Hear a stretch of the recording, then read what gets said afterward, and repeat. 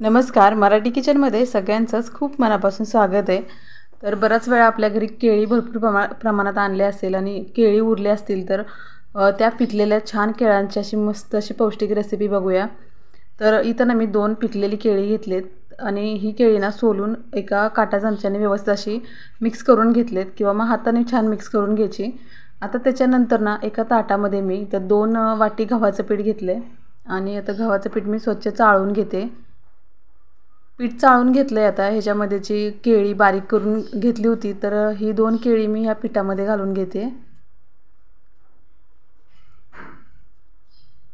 त्यानंतर आता इथं वेलची पावडर आणि जायफळ पूड अशी अर्धा चमचा म्हणजे घालते ह्याच्यामध्ये. त्यासोबत पाव चमचा बडीशेपची जी जाडसर अशी मिक्सरला मी पूड करून घेतली ती घातली. खूप छान मस्त अशी टेस्ट येते बडीशेपच्या पावडरमुळे. आता त्याच्यानंतर नाही तर अर्धी वाटी पिठी साखर घेतली मी. तर पिठी साखरेऐवजी तुम्ही इथं गूळ पण वापरू शकता. तर इथं मी पिठी साखर मिक्सरलाच घरी तयार केलेली आहे. तर अर्धी वाटी पिठी साखर घेतली. केळी जर जास्त गोड असतील तर साखरेचं प्रमाण थोडं कमी केलं तरी चालेल. तर इथे 2 वाटीला मी अर्धी वाटी पिठी साखर घेतलेली अगदी बरोबर झाली होती. जास्त गोड पण नव्हतं आणि कमी पण गोड नव्हतं.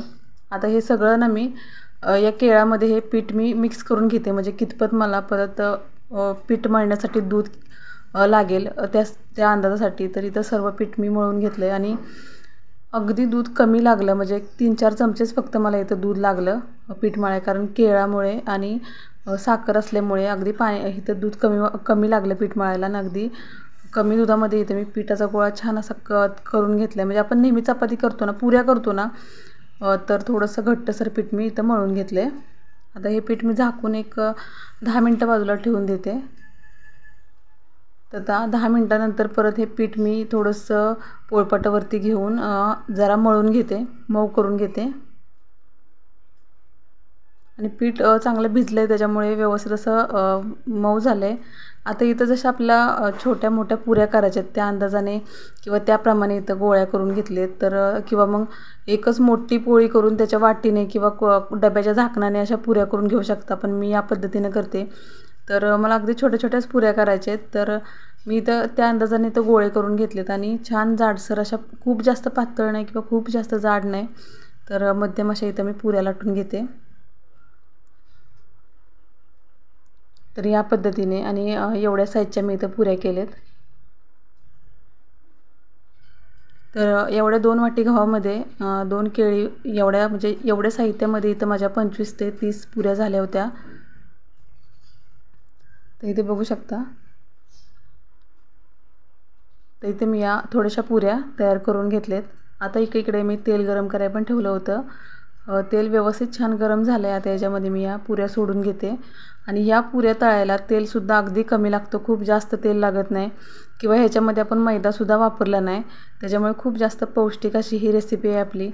तर आता इथे बघा मी तेलात पुरी सोडले तर किती छान अशी टम्म फुगले पुरी. तर या पद्धतीने सर्व पुऱ्या छान अशा दोन्ही साईडून कुरकुरीत अशा तळून घ्यायच्या. तर इथे बघा मस्त असा रंग आला आहे पुऱ्यांना आणि छान अशा सोनेरी रंगावरती ह्या पुऱ्या तळल्या गेल्यात. आता या मी काढून घेते. तर याच पद्धतीने मी बाकीच्यासुद्धा सर्व पुऱ्या तळून घेते.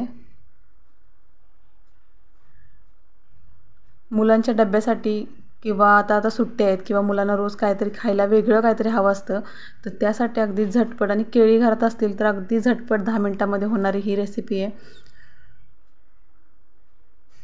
तर मस्त टम्म फुगलेल्या इथं केळीच्या पुऱ्या तयार झाल्यात. अगदी कमी साहित्यामध्ये आणि अगदी पौष्टिक पद्धतीने. म्हणजे याच्यामध्ये मैदा किंवा कुठलंही दुसरं साहित्य न वापरता आपल्या घरगुती साहित्यामध्ये.